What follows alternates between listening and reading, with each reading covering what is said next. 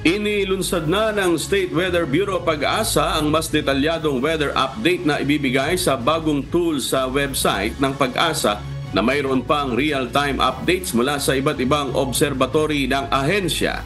Sa pamamagitan nito, maaari nang makita ng publiko ang mas detalyadong weather forecast kada araw.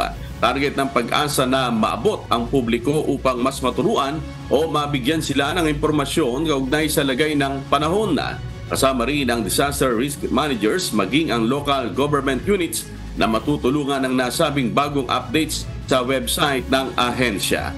Plano naman ang Pag-asa na gawing phone-friendly ang inilunsad nilang bagong update sa kanilang website para maging mas madali ang magiging access nito para sa lahat. Yung pinaka-key features talaga ng panahon tool natin is basically yung auto-updating. So, ito ay combination ng mga automatic stations na nag-update nearly hourly or pwedeng 10 minutes. So, kapag nag-update na yung data, is automatic na siyang makikita dito sa panahon tool natin.